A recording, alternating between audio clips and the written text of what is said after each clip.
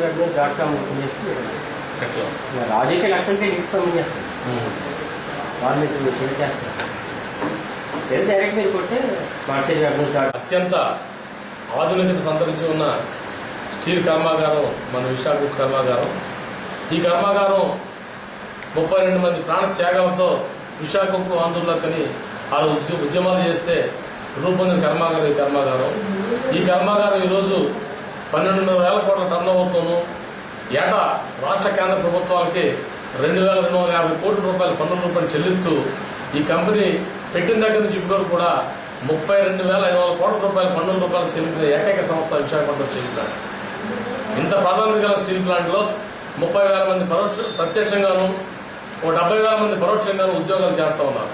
అంటే 1,00,000 మందికి ఉపాధి కల్పించిన ఏకైక కర్మాగారం విశాఖ కర్మాగారం. 1,00,000 మంది అంటే విశాఖపట్నంలో 5 లక్షల మంది ప్రధానికం ఈ స్టీల్ ప్లాంట్ మీద జీవనాధారం కొనసాగిస్తా ఉన్నారు. అటువంటి కర్మాగారం సొంత గనులు లేక అల్లాడుతూ ఉంది. సొంత గనులు కావాలని చెప్పేసి పదే పదే విజ్ఞప్తులు చేస్తున్నప్పటికీ కూడా పట్టించుకోవడం లేదు.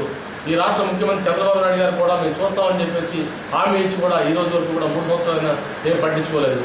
ఈ మహానాడు సందర్భంగా రాష్ట్రంలో ఉన్న గనులన్నీ కూడా విశాఖపట్నం స్టీల్ ప్లాంట్కి ఇస్తామని చెప్పేసి హామీ ఇవ్వాలని, అట్లాగే ఒక తీర్మానం చేసి మహానాడులో కేంద్రంలో ఒత్తిడి తీసుకొచ్చి విశాఖపట్నం స్టీల్ ప్లాంట్ సొంత గనులు తీసుకొచ్చే ప్రయత్నం చేయాలని చెప్పేసి సీఎంగా డిమాండ్ చేస్తా ఉన్నాం.